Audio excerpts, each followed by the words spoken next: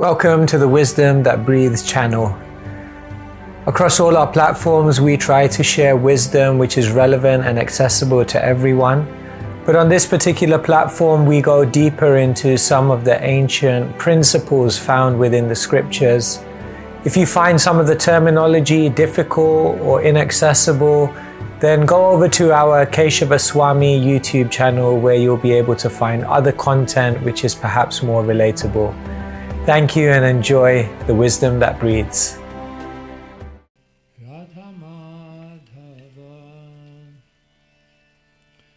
Jaya Kunja Bihari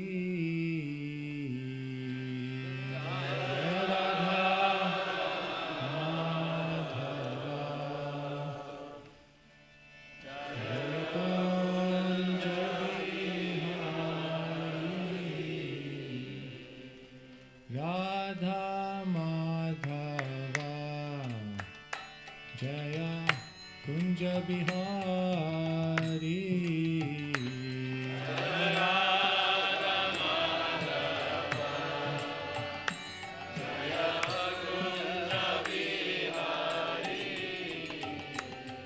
Radha Madhava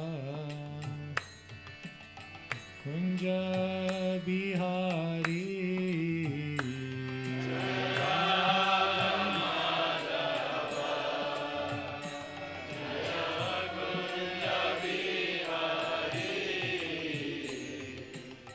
Gopi Jana Vallabha Girivaradhari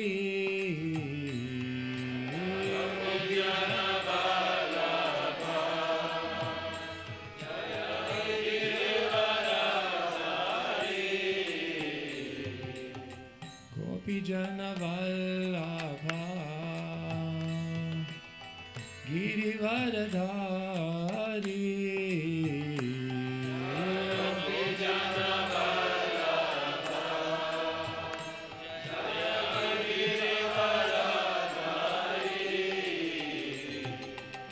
Yashodanandana Braja Janaranjana Yashodanandana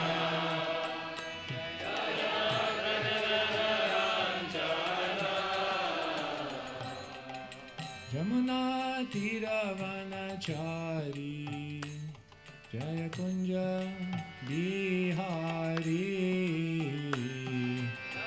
Jamuna Tiravanachari Jaya Kunja Bihari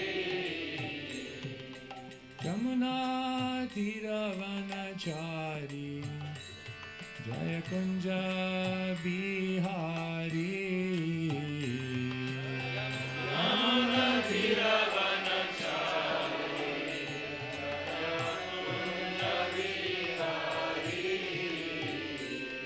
Radha Madhava Jaya Kunja Bihari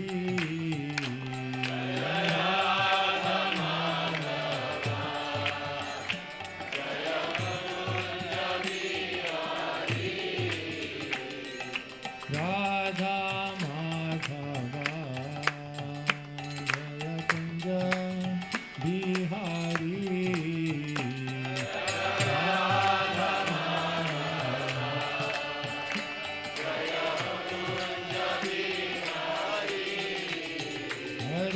Krishna, Hare Krishna, Krishna Krishna, Hare Hare, Hare Rama, Hare Rama, Rama Rama, Hare Hare, Krishna, Hare Krishna, Krishna Krishna, Hare Hare,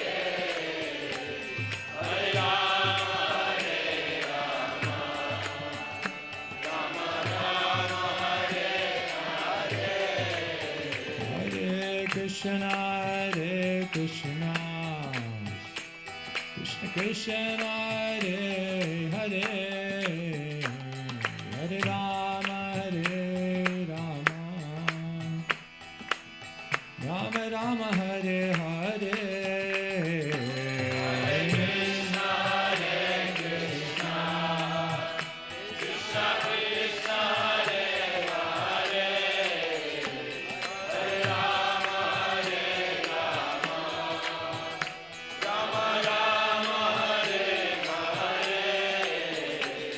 Hare Krishna, Hare Krishna, Krishna Krishna, Hare Hare, Hare Rama, Rama Rama, Hare Hare, Hare Krishna, Krishna Krishna, Hare Hare, Hare Rama,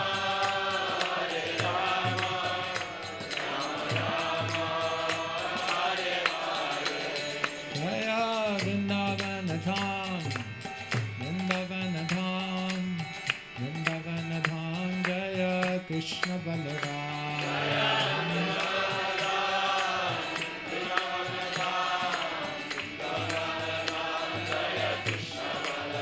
Jaya Vrindavan Dham, Vrindavan Dham, Vrindavan Dham, Jaya Krishna Balaram.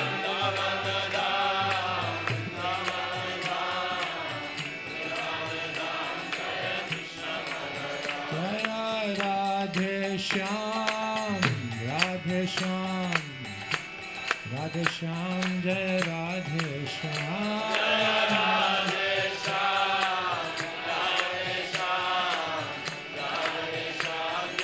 Nitai Gaura Hari Bol, Hari Bol, Hari Bol, Nitai Gaura Hari Bol.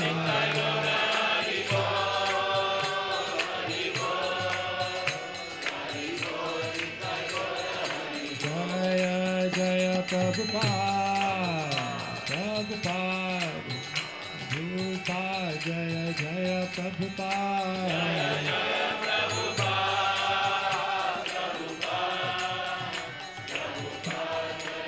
Jaya Jaya Prabhupada, Prabhupada, Prabhupada, Jaya Jaya Prabhupada.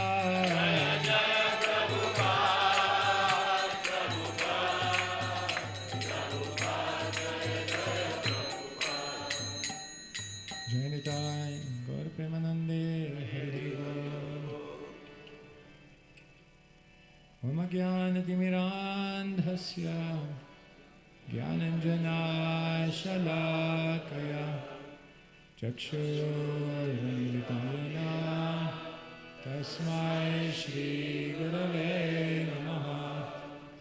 Shri Chaitanya Manobhishtam Sthapitam Yena Bhutale Svayam Rupa Karamayam Dadati Swapadantikam Vandeham Shri Guru Shri Yuta Padakamalam Shri Guru Vaishnavamscha Shri Rupam Sagrajatam Sahagana Raghunathanvitam Tam Sajivam Sadvaitam Savadutam Harijana Sahitam Krishna Chaitanya Devam Shri Radha Krishna Padam Sahagana Lalita Shri Vishakhanvitamscha He Krishna Karana Sindhu Dina Bandhu Jagatpate Gopesha Gopika Kanta Radha Kanta Namostute Tapta Kanchana Gaurangi Radhe Vrindavaneshwari Vrishabhanu Sute Devi Pranamami Hari Priye Vancha Kalpatarubhyascha Kripa sindhubhyeva cha patitanam pavanebhyo Vaishnavebhyo namo namaha. Shri Krishna Chaitanya Prabhu Nityananda Shri Advaita Gadadhara Shri Vasari Gaur Bhaktavrinda.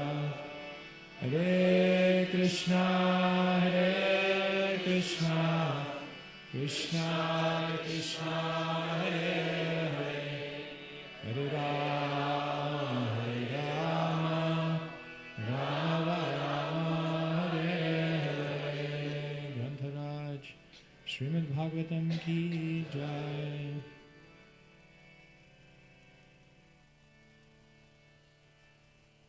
Om Namo Bhagavate Vasudevaya. Bhagavate Vasudevaya. Om Namo Bhagavate Vasudevaya.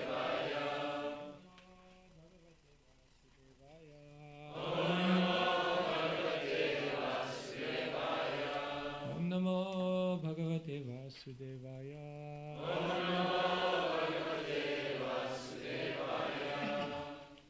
Hare Krishna. So good morning everyone. Thank you so much for coming. Today we're continuing the journey. I'd like to thank Mother Kosharupa, Badahari Prabhu yesterday for the wonderful class.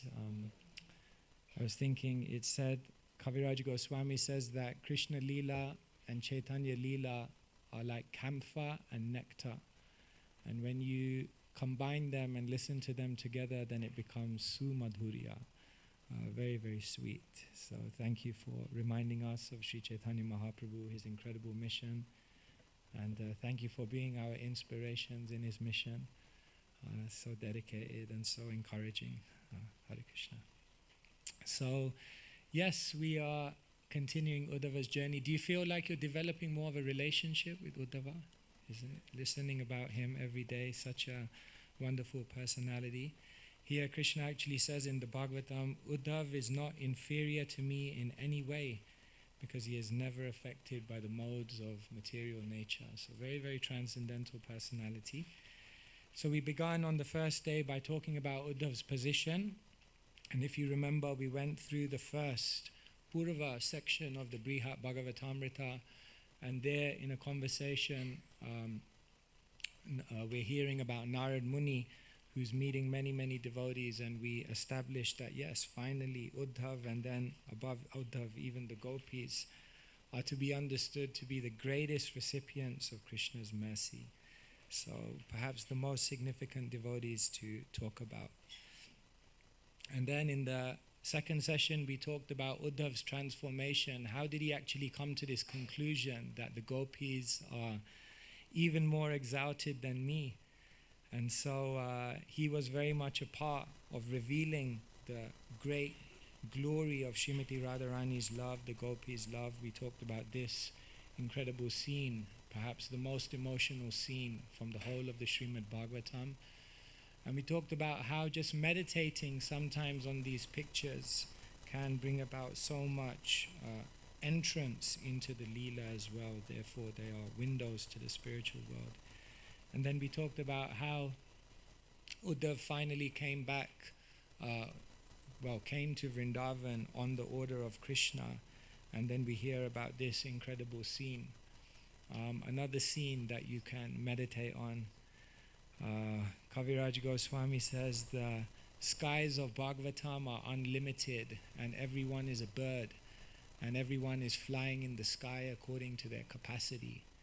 So as we expand our capacity, we can look at a picture like this and we can read these passages from the Bhagavatam and enter into deeper and deeper dimensions of the Leela. So this is the 47th chapter of the 10th canto of Bhagavatam, which is considered in one sense the heart of the heart of the heart of the heart of the heart of Bhagavatam.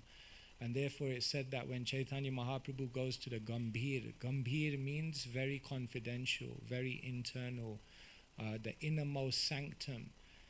When Sri Chaitanya Mahaprabhu physically goes into the Gambhir, then spiritually he also goes into the most inner sanctum, and he's meditating on Srimati Radharani's emotions at this point. So in 10 verses, known as the Brahmara Gita, Srimati Radharani is chastising the bee. He's saying, just like Krishna is just like a bee, he goes from flower to flower and he takes the nectar and he just moves on. And just like that, he came to Vrindavan, he took all the nectar and then he just left. And like this in her transcendental anger. So this is, if you go to Vrindavan, you can go to Nandagram, and on the outskirts of Nandagram you can go to this very, very special place. This is known as Uddhava Gita, and this is the actual, this picture is depicting this place.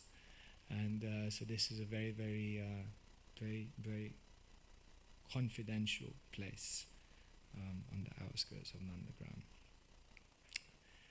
So we concluded yesterday's talk, or the day before yesterday, the last talk, by talking about how we are all ultimately looking for rasa. Rasa is the universal quest of every single living being, and then we explained how there are 2 types of rasa. There's what we call mundane rasa or material rasa, and there's what we call bhakti rasa. So Krishna bhakti rasa bhavitamati, ultimately only bhakti rasa can satisfy, and therefore this is the International Society for helping people develop bhakti rasa. And according to our level of absorption, we can experience bhakti rasa in different degrees. There is casual bhakti. And casual bhakti, what's happening is that one basically is experiencing or focused in their life on basically mundane rasa, and bhakti rasa is a part of their life.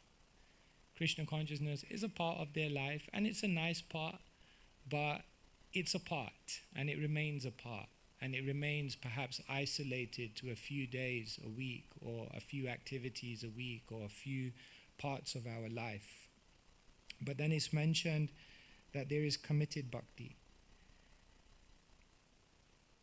These are just my terminologies, but they're taken obviously from Rupa Goswami's analysis. And what happens here is that now mundane rasa and bhakti rasa is separated. Now one realizes that no, bhakti rasa is not just a part of life. Bhakti rasa is meant to be the goal of life. But there's also this material mundane rasa, and therefore there is a struggle. In this stage there's a struggle because we've been frustrated enough by mundane rasa to know it doesn't work, so we're trying to get rid of it. And we've been inspired enough by bhakti rasa to know it does work, and we're trying to increase it, but we still keep struggling in that process. And then it said there is purified bhakti.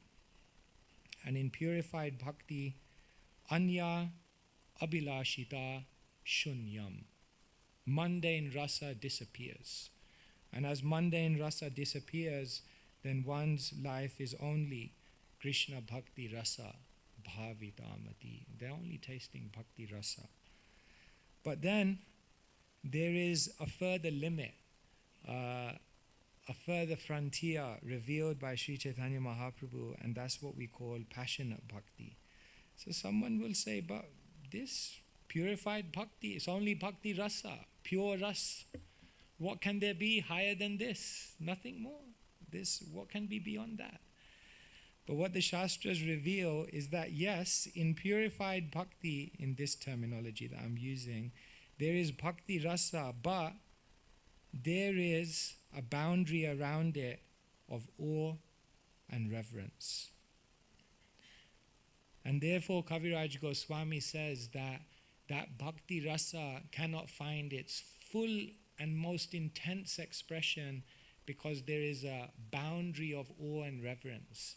So what happens in passionate bhakti is that awe and reverence is broken. And when that awe and reverence is broken, then this bhakti rasa expands to a superlative degree. And that is known as passionate bhakti. And that is what Uddhav witnessed. And that's what, in colloquial English, blew his mind. So what takes you to go from here to here? Basically, you need knowledge. The more knowledge, then you become committed. Ragahina jane bhaje. When you don't have rag, when you don't have spontaneous attraction, but you engage in devotional service, shastrera agyai, because you understand the purpose of it. You've read Shastra. Then what happens? Vedi bhakti. Then you're practicing Vedi. Not just casual, committed. However, to go from committed to purified, it requires practice, sadhana. And not just sadhana or bhakti yoga, but intense. Divrena bhakti yogena yajeta purusham param, the Bhagavatam says. And then, to go from purified to passionate, even if one is pure, it's amazing. Uddhav was in Mathura. He was right next to Krishna. But in order to understand passionate bhakti, he had to have association of the Brajabasis.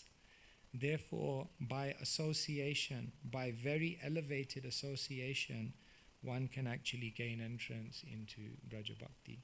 So therefore, Uddhav's transformation is taking place because he realizes, actually, if we look in our life, there is a public life, there is a personal life, and there is a private life, isn't it?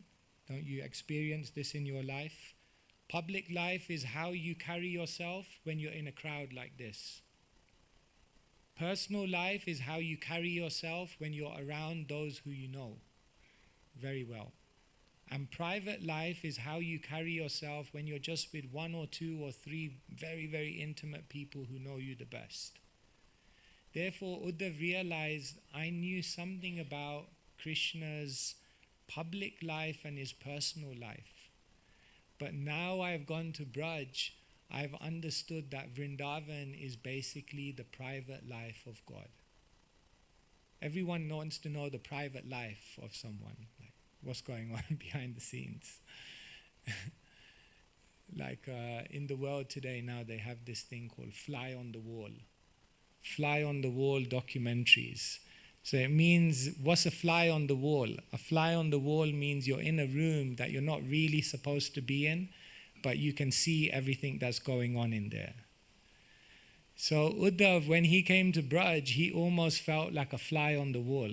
Like, I'm entering into like some confidential space here. And so these are the progressions. And Uddhav understood this, the private life of God. Sounds like a good movie. Could make that movie, Private Life of God.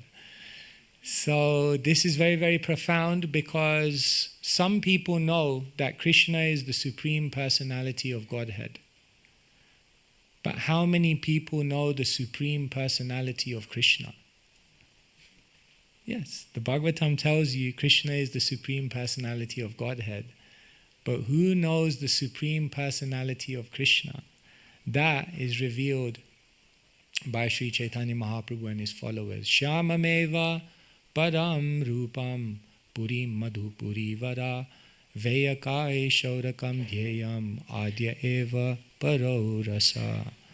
Krishna has many rupas. Krishna has many forms. Shyamameva param rupam. But Krishna, Shyam Sundar, Nandanandan, Vrajendra Nandan in Vrindavan, that's the Param Rupam, that's the highest form. Puri Madhupuri Vara. And if you want to know where Krishna acts as Shyam Sundar and performs his private life, then you go to Madhupuri, Mathura Vrindavan. And there, Adya Eva, Paro Rasa, there are many, many rasas. Bhaktisiddhanta Saraswati Thakur says there are 5 primary rasas, 7 secondary rasas. 5 plus 7 equals, it's not a trick question, 12. And Bhaktisiddhanta Saraswati Thakur says if you want to experience the 12 rasas, then you simply have to go to the 12 forests of Braj. So Braj is Rasamaya Leela. It's a place which is infused with rasa. However, Adya Eva Paro Rasa. There's one rasa amongst all the rasas found in Braj, which is the Adya, the original and the topmost, and that is the conjugal rasa.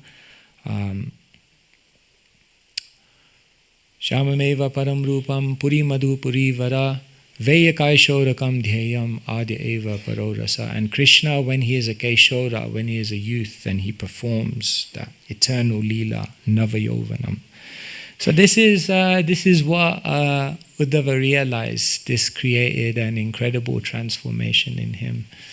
So we have been given access to the private life of God. This is actually amazing. It's amazing because from the first day in the Krishna consciousness movement, we just hear all this kind of stuff like, yeah, Krishna runs around in Vrindavan, he plays a flute. And so it almost becomes like just something that we accept. Yeah, that's Krishna. But this is actually very, very confidential. This is very, very Chira Kali Nahe Kari Prema Bhakti Dan. Kaviraj Goswami says this for a long time. Nobody knew about this. Chira Kale. No, nobody knew about this. But as we heard yesterday, the storehouse was broken open. So we have access. Now, before I read today's Bhagavatam verse, I will ask you a question. Actually, I'll ask you 5 questions. Today we're going to talk about what Uddhava's aspiration is. So we've talked about Uddhava's position, we've talked about his transformation, and after he sees all of that, how does it change his inner orientation, his desire, his aspiration? But before we do that, I'm going to ask you, please look at these questions. And what I want you to do is turn to the person next to you and tell them one-word answers, and it can only be one word. One-word answers that you think people would give to answer these questions. Okay? Does it make sense? Okay, go for it. One-word answers to answer these questions.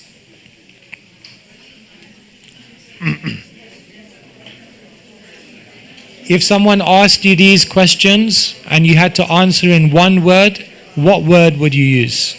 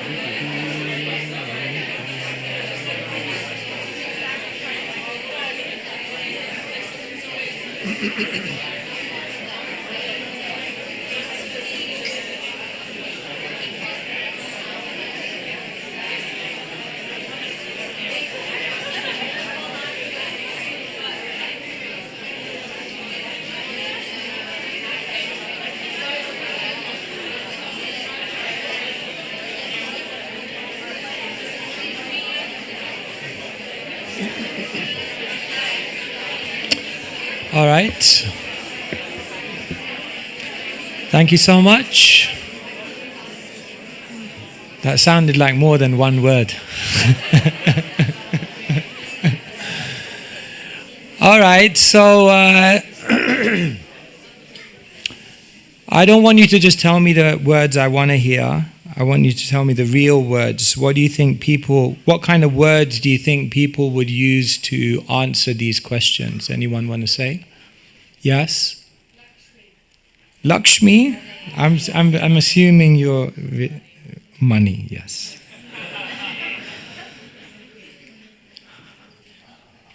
What else? Family? Yes? Job? Your future? The future? I said one word, so I'll put future. Myself.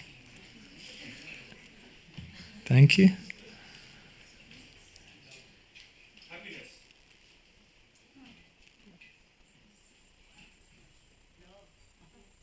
Love. Wow, the consciousness is coming up slowly.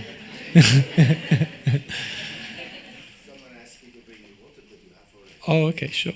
2 is good. No worries. I trust water to solve my problems. What else? Time? Time? You think about time all the time. Okay. Yeah, what else? Security.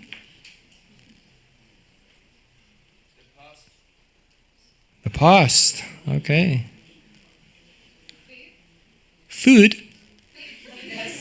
Fear. Faith. I'm going to put food there anyway because we just have to be honest here. So, sometimes you just have to be honest, you know. Anyone else? Problems? Service? Okay. Pleasure? Very good. Okay. Don't bring Krishna into this. This is actually an exercise, we call it locating your heart. Okay? Friends? Okay. Pain. Okay.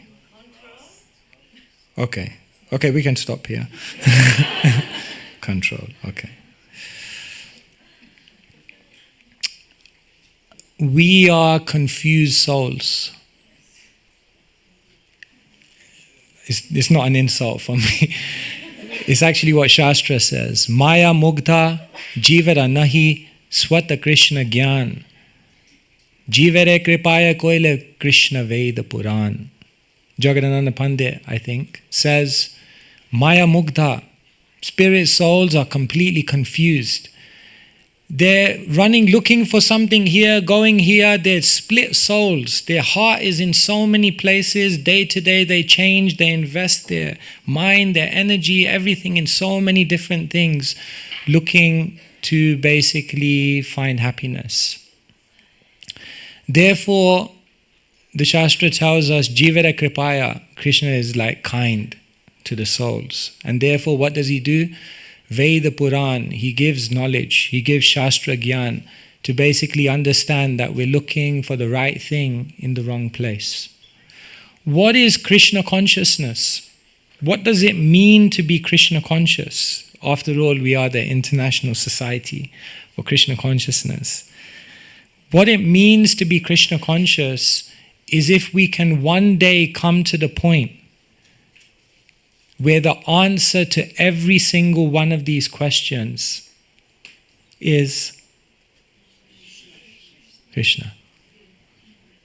Imagine that. Imagine if we could come to a point in our life where every single answer to this question would naturally, spontaneously be Krishna. If you get to that point, I want to be around you because it means you're Krishna conscious. Is that very far? Yes. It feels sometimes very far. But we have it. Already you feel in many of these questions, yes, Krishna would be the answer to some extent, and there would be other things. When Uddhav went to Braj, he understood that the Brajabasis answer Krishna to every single one of these questions. When a demon attacks, they know Krishna will solve it. When there's something, a thing that they don't know what to do, they know Krishna will give us the answer. When there's any opportunity to be with Krishna, then for Krishna, they will sacrifice anything. Whenever there's a decision to make, a direction to go in, a dilemma, they know what will take me closer to Krishna. That's the decision I'll make. And this is basically not just Krishna consciousness, but Vraja consciousness, Vrindavan consciousness. It's very interesting, Jiva Goswami in the Sandarbhas, he says, Vrindavan is a state of consciousness. That's very, very profound. It means Vrindavan is not just a geographical location. It's actually a space of consciousness. And it seems that when Jiva Goswami makes this statement that Vrindavan is a state of consciousness, he is mirroring a statement by Sri Chaitanya Mahaprabhu, who utters something in the mood of Srimati Radharani that we read about in the Chaitanya Charitamrita. Mahaprabhu says, Anyara Ridaya Man, Mora Man, Vrindavan, Mane Vane Eka Kori Jani. This is very profound. Sri Chaitanya Mahaprabhu says, Anyara Ridaya Man. For most people, their mind and their heart is one. Mora Man, Vrindavan. But my mind is Vrindavan. Mane Vane Eka Kori Jani. My mind, Mane Vane, has become Vrindavan, and therefore Mahaprabhu says, Krishna, I heard you like Vrindavan. Therefore, why don't you put a foot in my heart? So this is very profound. Mahaprabhu is saying most people, their mind and their heart is one. In other words, the mind tells you, you need all of this. And therefore, your heart is located and orientated in that way. But what Mahaprabhu says is, he says, Moraman Vrindavan. My mind has become Vrindavan. In other words, Krishna has hijacked my mind. One commentator says the gopis cannot be criticized for violating dharma. They cannot be criticized for running to Krishna, because when their senses were drawn towards Krishna, what people don't realize is that the leader of all the senses is the mind. And who is Krishna? Manohara. That person who steals the mind. So this commentator says you can't criticize the gopis for what they did with their senses, because the leader of their senses, the mind, was stolen by Krishna. And therefore, in a court case, they can be defended. So that's the point. And that's what Uddhav realized when he went to Braj, that their mind has been stolen by Krishna. So this is Krishna consciousness. So this is an exercise you can do regularly to see how Krishna conscious we're actually becoming. Because sometimes we measure it by rounds, sometimes we measure it by knowledge, sometimes we measure it by popularity and glorification. Sometimes we measure it by institutional position. Sometimes we measure it by so many other factors. The real question is, could you answer Krishna to every single one of these questions? And if you can, you're doing good. And that's the point. And that's what Uddhav realized when he came to Braj. So all of this moved his heart. All of this transformed him incredibly. And therefore, at the end of the 47th chapter, there are 6 verses in which he makes prayers. Because after you've seen something amazing, witnessed some incredible transformation, then there must be an outpouring. Isn't it? When you breathe in, then you must breathe out also. Therefore, after seeing all of this, then he expresses what is his deepest aspiration. And this is what he says. Would you like to see? So this is Uddhavji's deepest aspiration. So you can repeat after me. Asamaho charanarenu jasam maham shyam Vrindavane kimapi gulmalatau sadinam Yaduschajam sajanamarya patam chahitva Bejur mukunda padavim shrutibir vimrigyam. So this is Uddhav's aspiration.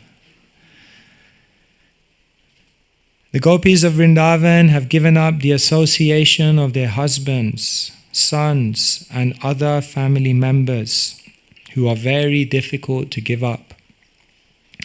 And they have forsaken the path of chastity to take shelter of the lotus feet of Mukunda, Krishna, which one should search for by Vedic knowledge.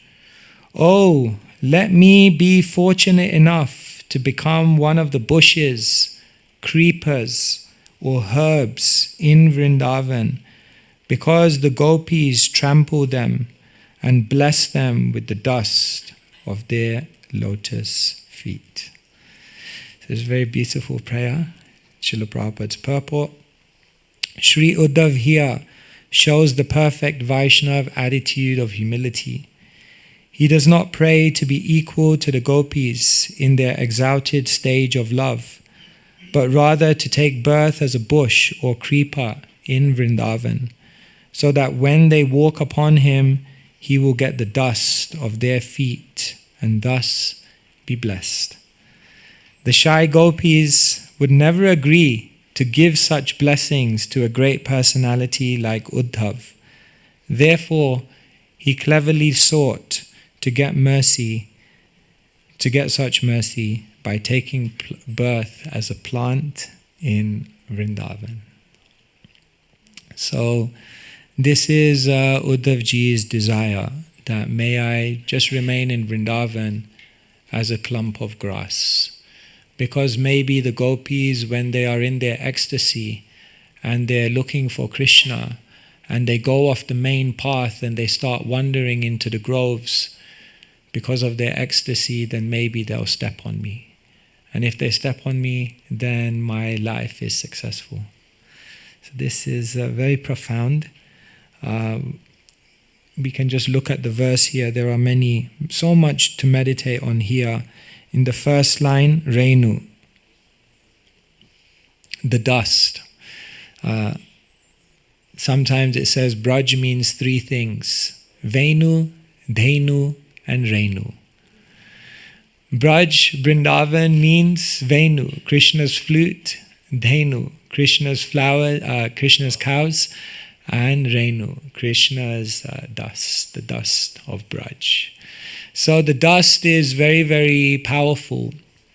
It's said that when we want to show, according to culture, our subservience, our sense of deep reverence and respect, then we take the dust of someone's feet. So the dust of Braj is glorified in many, many ways. In fact, there's a Vaishnava Sampradaya, maybe someone will know it here, I can't remember which one it is. They worship the dust of Braj. Which one is this? I think it's Nimbarka. I think it's the Nimbarka Sampradaya. They worship the dust of Braj. So it's said, for example, even Krishna eats the dust of Braj. You know that famous pastime at Brahmanda Ghat where Krishna ate the mud or the dust.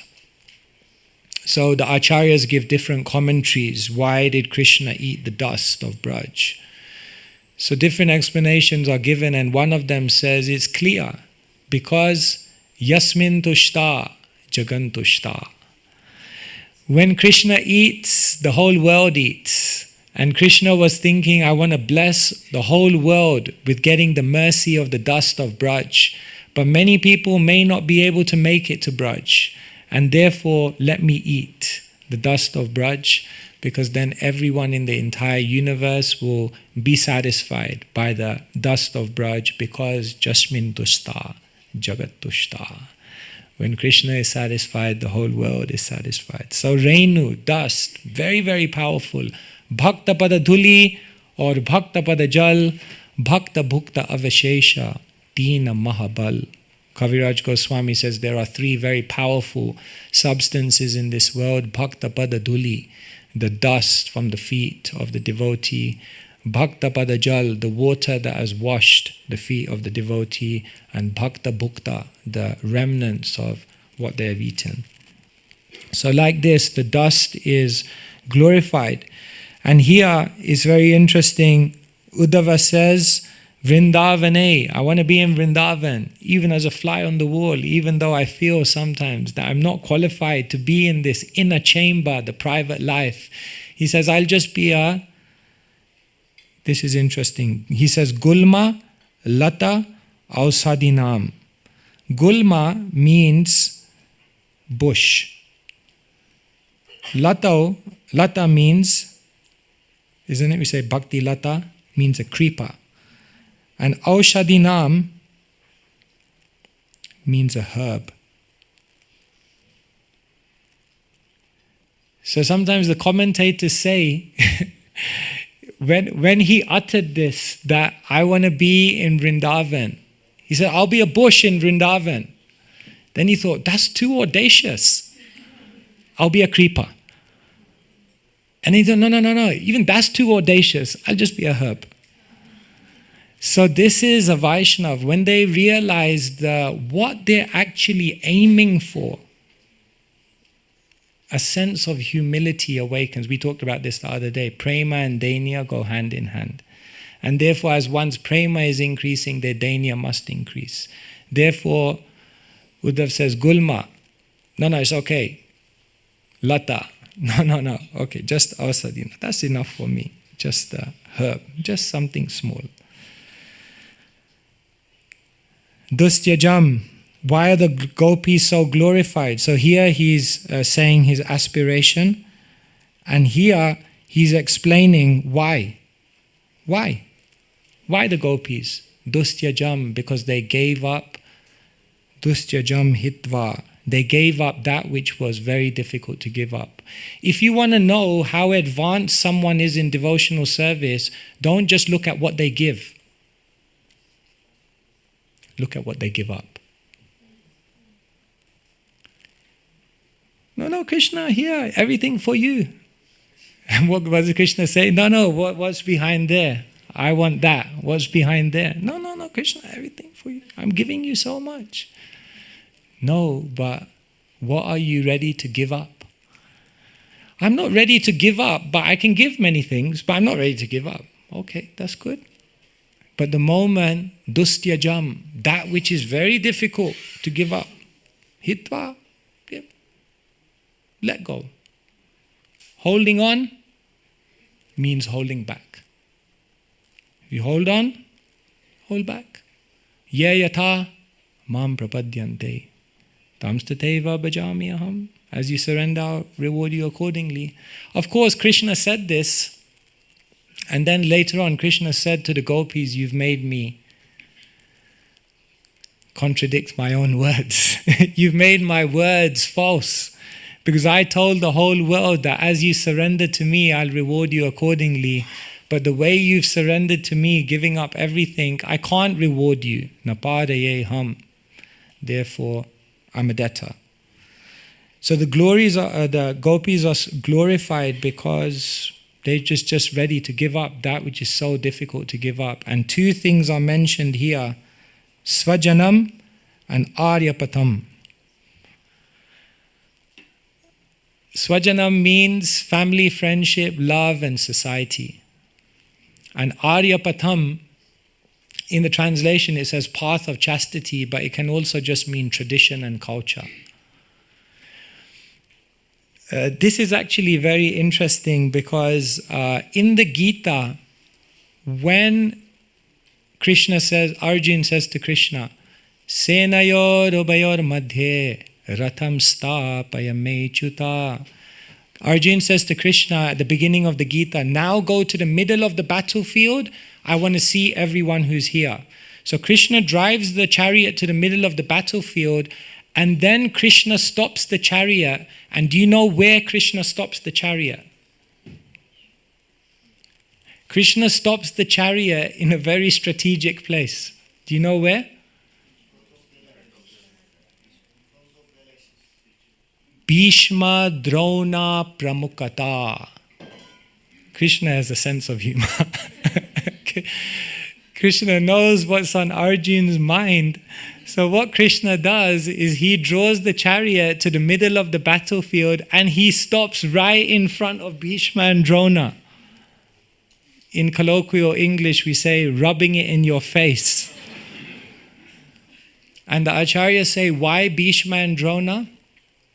Because the two biggest forms of attachment are the attachment to family, friendship and love. This is represented by Bhishma.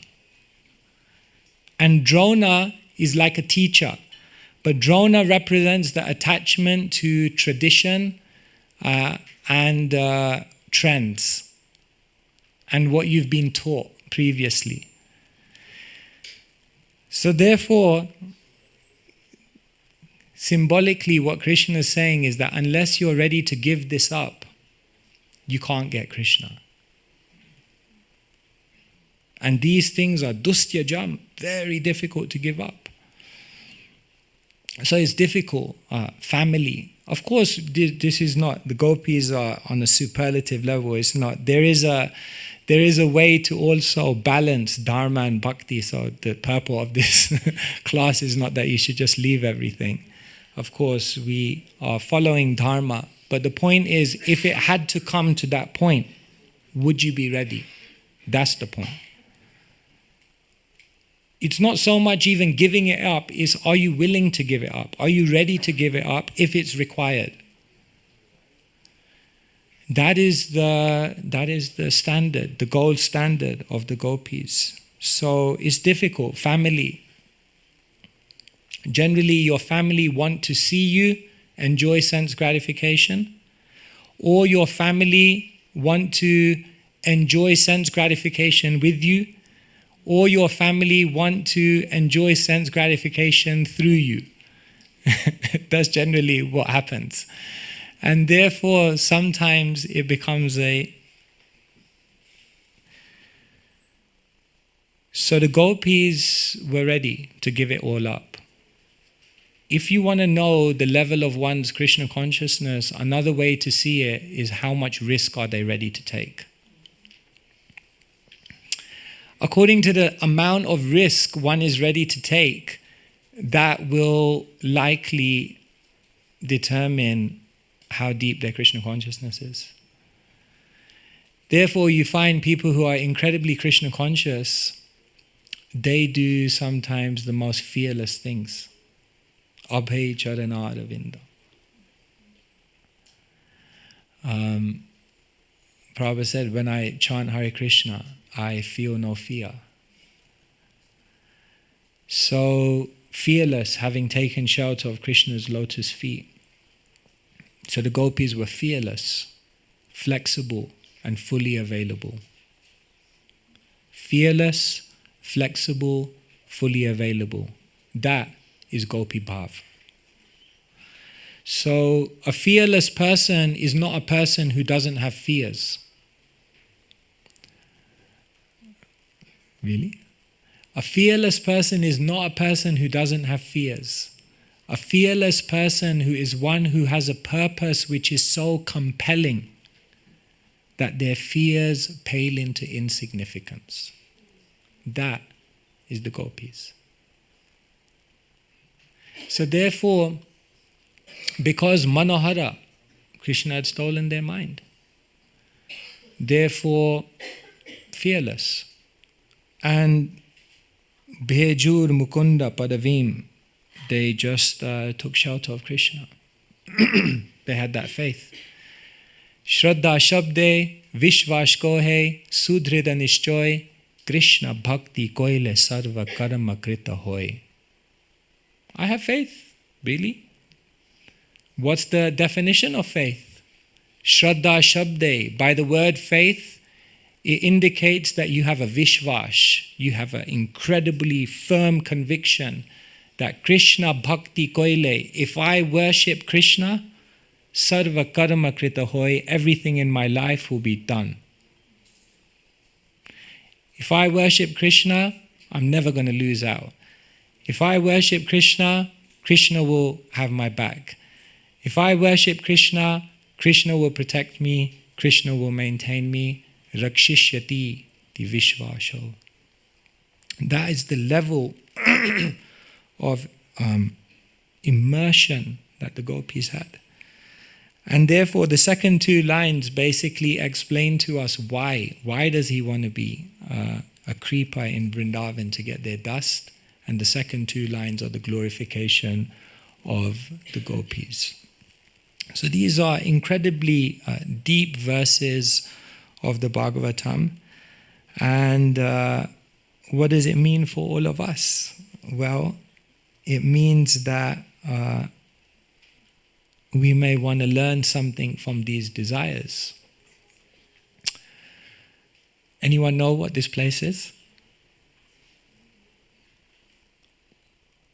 Specifically? Yes, Braj, of course. Yes, this is Vishram Ghat, Mathura. Vishram Ghat.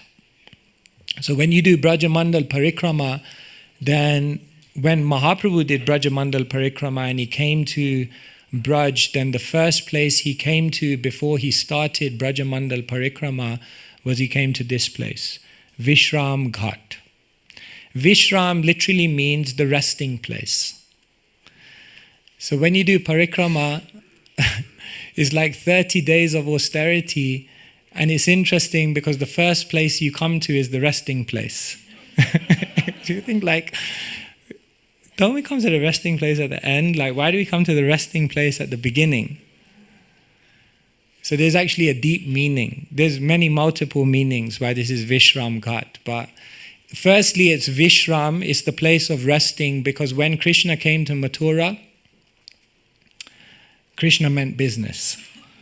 So Krishna arrived in Mathura, and the very first thing was he killed the washerman. Then he killed the elephant, Kuvalayapida. And then he killed the wrestlers. And then he killed Kamsa. He was on a killing mission. It was a lot of killing in one day. He killed a lot of people in one day. And it said after killing all of those people, Krishna came here because he needed to rest also. So Vishram Ghat means the resting place because it's where Krishna rested. It also has a connection to previous yugas because it said even Varahadev. After Varahadev lifted the earth from the nether regions, the Bhumandala, and re-established the Bhumandala in its orbit, then even Varahadev came to this place to rest. So it's a resting place. But it's also has a symbolic meaning, the Puranas say, because it's the resting place, because it's the place where living entities can rest. Rest from the craziness of life. Rest from the rat race. Rest from all the frustration of the world. Rest from material activity. In this world, everyone is engaged in shrama, working hard for that which won't give you any happiness whatsoever. The great souls see the living entities and they lament. Ramai Swami says once he was in a car with Prabhupada and they were in Australia, and Prabhupada would go for his morning walk, so they were driving to the park. It was 6 o'clock in the morning, and Ramai Swami was with Prabhupada in the back seat of the car, and they got stuck in a traffic jam. Prabhupada looked at Ramai Swami and he said, why in the world is there a traffic jam at 6 a.m. in the morning? He looked at Prabhupada, he said, Prabhupada, in this country, because the distances are so great and people have to go to work, they have to leave their homes at 5, 6 o'clock in the morning and drive 2 hours to get to work. As Ramai Swami told this to Prabhupada, a teardrop fell from Prabhupada's eye. And Prabhupada said, they're working so hard. For what? Shrama eva hi kevalam. Working hard, useless waste of time. There's one American comedian, Bill Hicks, so he also would give like profound points through his comedy. So once he said, there are only 2 drugs which are allowed in Western civilization: caffeine and alcohol. Caffeine, because it keeps you energized in the rat race from Monday to Friday, and alcohol, because it puts you in illusion from Friday to Sunday so you don't realize the rat race that you're in. Shrama eva hi kevalam. But the Bhagavatam says it's not just Shrama, Parishrama. The whole world is engaged in Parishrama, all-round, complete, useless activity.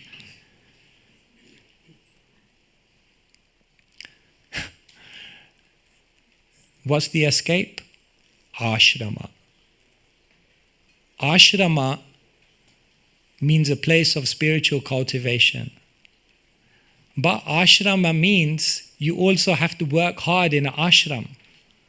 I thought Krishna consciousness was going to be easy. No, it's also shrama. But it's ashrama. It's hard work that will take you somewhere significant. It's not parishrama, hard work that just keeps you going around in circles. Therefore, shrama, when it gets even worse, it's parishrama, but then to get relief from it, ashrama. And if you honor your ashrama, then you can go to Vishram. Then you can rest. You want to rest? Do you want to rest from material life? Do you want to rest from the chaos, all the disappointment of this world? Vishram Ghat. Vishal Prabhu, Prabhupada's disciple, he says once he was in Vrindavan. So Prabhupada walked out and so he was just saying to someone, Vrindavan ki jai, Vrindavan ki jai. So Prabhupada looked at him, heard him saying that, and he looked at Vishal Prabhu and he said, oh, you like Vrindavan?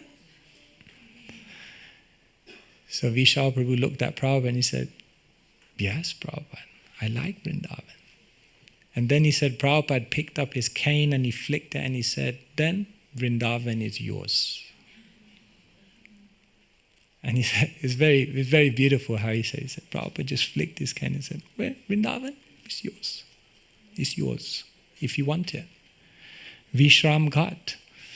So Uddhava is saying, I want to rest in Vrindavan. That's what I want to do now. But that means you have to escape parishram. And that means you have to enter ashram. And if you enter ashram, then you can ultimately vishram, rest. Otherwise, just running around and round in circles, and then you die. Sorry to be so bleak, but I mean, it's kind of like that, you know. what to say. So Uddhava wanted to be a Kripa in Vrindavan, and he did. So you know this place? This is Uddhava Kund. So that's where he's residing. If you want it, Prabhupada said the art of Krishna consciousness is desire, how to desire, the art of desire. So Uddhava is residing here. And the proof is that when Krishna left the world, then the Dwarka queens were experiencing great separation. And so the Dwarka queens came to Braj. And they came to Kalindi, who was also, of course, very close to Krishna. And they looked at Kalindi and she looked not as dejected as them. So they said, how is it that Krishna has left? We were dejected. She said, yes, the gopis were also dejected when Krishna left. But then Uddhava came to Braj and Uddhava delivered a letter to them. And it somewhat pacified their hearts. So, if you want your heart to be pacified, then you also need to listen and hear from Uddhava. But where is Uddhava? He's gone. No. Vrindavane kimapi gulma latau sadhi nam. No. Uddhava is residing. He's in Braj. You just need to go to that place behind Kusum Sarova. He's there. So it said that the Dwarka queens went with Vajranabh and Parikshit. And they did a big kirtan. And they arrived in Uddhava Kund. And there, as they did this massive kirtan, Uddhava appeared. And they said, wow, Uddhava, can you tell us about Krishna? Krishna, he is described in the Bhagavatam, of course. The Bhagavatam was given by Krishna to Brahma. The Bhagavatam was communicated so many times. I can also tell you Bhagavatam. Just sit down, I'll speak Bhagavatam to you. And just as they were about to begin speaking Srimad Bhagavatam there, Uddhava looked at Parikshit and he said, but you have to go. You have to guard. You have to go. And he goes, no, you're just about to start the Bhagavatam Katha. How can you say I have to leave? No, you have to leave. No, but I want to hear Bhagavatam. Uddhava said, don't worry. In the future, your time will come. For now, you do your duty. And so he left, and there it said that the Dwarka queens heard Bhagavatam from Uddhava. And it said that Uddhava is described very beautifully. Uddhava was reciting Bhagavatam, reciting. And it said that the Dwarka queens were listening, they were drinking. Ugra Shrava, voracious listeners. And it said that they closed their eyes, they were listening, and they just went into an absorption and then they just left their body. Imagine that. Being in a Bhagavatam Katha and you just drinking. And they just left. And like that, Uddhava continues to reside in Braj. So Mahaprabhu's statement is very profound. Anyara Hridaya Man, Mora Man, Vrindavan, Mane Vane Eka Kori Jani. For most people, their mind and their heart is one. And therefore they're running around for useless things that won't make us happy. Therefore, instead, Mora Man, Vrindavan, if you can make your mind Vrindavan, then maybe you will live in Vrindavan, because ultimately Vrindavan is a state of consciousness, as Jiva Goswami tells us. And so, this was Uddhava's aspiration, Uddhava's transformation, and this was finally Uddhava's aspiration.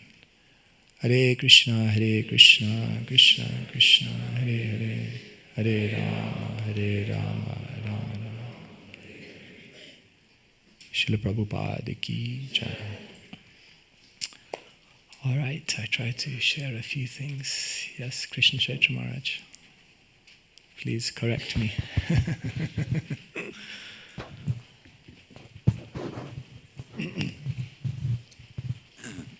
Hare Krishna, thank you for transporting us to Braj with your sweet words. Just, you mentioned three characteristics of the gopis. They're fearless, they're flexible, and they're fully available. And you elaborated on their fearlessness. Could you perhaps elaborate on their flexibility and their being fully available? Thank you, Maharaj. Flexible, well, Bhaktisiddhanta Saraswati Thakur, he takes the word Vraj, and he says Vraj can mean different things, and one thing it means is to move. And so in Amritavani, his definition of Vraj or Brajabasis is that they're always ready to move with Krishna's plans. Krishna, he is very unpredictable. Krishna, you can't second guess. Even Bhishma Dev said that. Nahyasya karhichit papan puman veda viditsitam yad vijigyasaya yukta muyanti kavayopihi. When Bhishma Dev looked at the Pandavas at the end of the Kurukshetra, he said, I can't understand how everything in your life transpired. No one can understand the plan of Krishna. And if you do, if you try, if you even attempt, muyanti, you'll become completely bewildered. No one can understand what Krishna is going to come up with next. As they say, if you want to make Krishna laugh, tell him your plans. So flexible, Braja means always ready to move. Krishna's plan changes. And then in our life we fight, we curse, we look at Krishna and say, like, what are you doing? You're on the day off today? Like, be attentive. No, it's all perfect. So hard, isn't it, to just move with Krishna's plans? Who could put their hand up and say, there's not one thing I want to change in my life? Anyone? Put your hand up. There's not one thing I would want to change in my life. It's perfect. That's the gopis are so flexible that it's all perfect. Of course, there's transcendental dissatisfaction, but that's different. So this is flexible and fully available. Shriman rasa rasarambhi vamshi vatatatastita karshan venu svaner gopi gopinathaya shri ishtana. Krishna plays the flute. So masucha, no hesitation. Just runs, fully available. Now, see, flexible means you're ready to do anything. Fully available means you're ready to do anything now. I think I did that experiment once here. You have two options. I did this experiment with you, right? Did I? Yeah, see, you remember. I won't do it again. Okay, option one. You can achieve everything you want to achieve in your life. You can be successful. Your kids will grow up amazing. You can have a wonderful life. You can do amazing devotional service. And at the end of life, you can go back home, back to Godhead. I don't know. Do you need to hear option two? I don't know. Okay, option one. Option two, let's go now. Now, this moment. This very moment. Yeah, you see, we put our hands up. Really? Remember, there's option one. mode of goodness. No need to be passionate. Like Krishna, it's okay, like we're in cooperation here, like step by step, right? Nicely. Don't be, excessive. Who would be ready to say now, I can just go now, with no bitterness, no frustration, no regrets. If this is what Krishna wants, I'm ready. To be fully available, wow. I mean, if you could do that, that's something. So the gopis were not just flexible, but they were ready to do anything now. And yeah, that is inconceivable. These are some thoughts, man. Yes.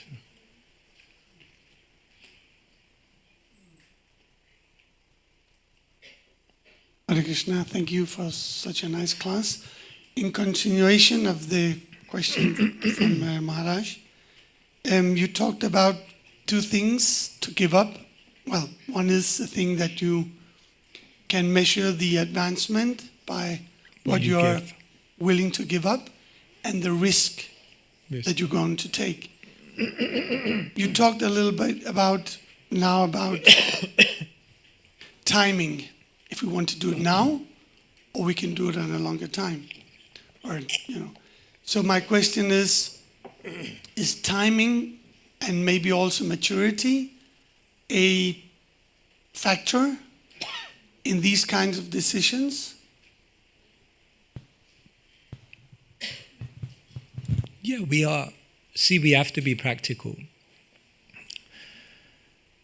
Like sometimes we tell people you have to live your life as though you're going to die tomorrow. But I mean, if you practically did that and you lived for 50 years, it would be a problem, So it's like, so the point here is that there is maturity, there is practicality. But the point is there's also above. You see, it's like when Rupa Goswami and Sanatana they wanted to run away and be with Mahaprabhu. Then Mahaprabhu sent them a letter back. And in that letter, it's like, it's funny because Krishna and spiritual people, sometimes they speak in riddles, They're just like, can you just tell me what you want to say? It's like, but sometimes they don't. They just speak in riddles because they want you to think about it. So Mahaprabhu sends a letter back. Paravya sinini nari vyagrapi grahakarmasu tadeva swadayatyantar navasanga rasayanam. There's a lady. She's married, but she has another lover. And therefore, what does she do? She remains at home. She does all her household tasks even more attentively. Navasanga rasayanam. But in her mind, she is always thinking, when will I be with him? When will I be with him? So we're not encouraging. Just have to add that, moral footnote there. But the point here is that there's practicality, there's maturity, there's things that need to be done, but there's an inner bhav. Because the reality is, it could be like that. Like last year I was coming here for the Bhakti retreat, so I did, as we do these impractical things often, I went back one day for London Rath Yatra. So I was in Zurich, and then so my plan was I'll go back on Sunday morning, and I'll come back on Sunday evening. Done. Simple. So I went London Rath Yatra, and then at the end, I came to Heathrow Airport, and there was some computer breakdown or something. Anyway, all the flights were cancelled. So anyway, I got a flight in 2 days' time, but So I called up one devotee family who live right next to Heathrow. So on Sunday night, I just stayed at their place. And I remembered them this year especially because that devotee family who I stayed with on that Sunday night were in that Air India plane that crashed. And it was just like, this Sunday when I was coming on the flight, I was just thinking, wow, that was just like, it's so Kamala Dala Jala, Jivana Tala Mala. I mean, we hear this all the time. But so the point is that bhav, to be ready,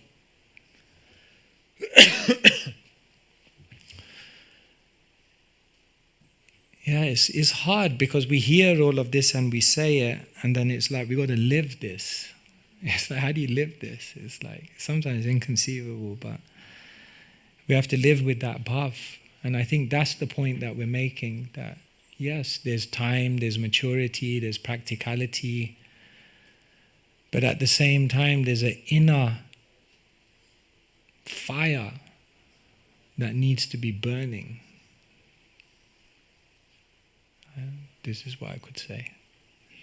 I don't know if did I address it or did I? Okay, maybe last one.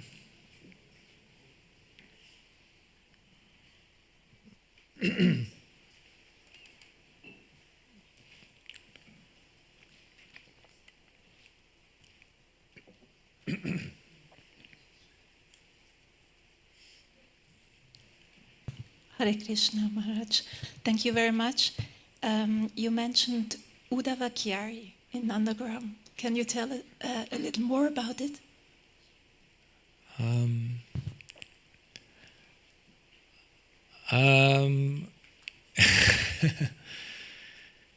What can we say? Yes, it's a very transcendental place. Actually, I went there a long time ago. I went to Nandagram this time. I did not go there.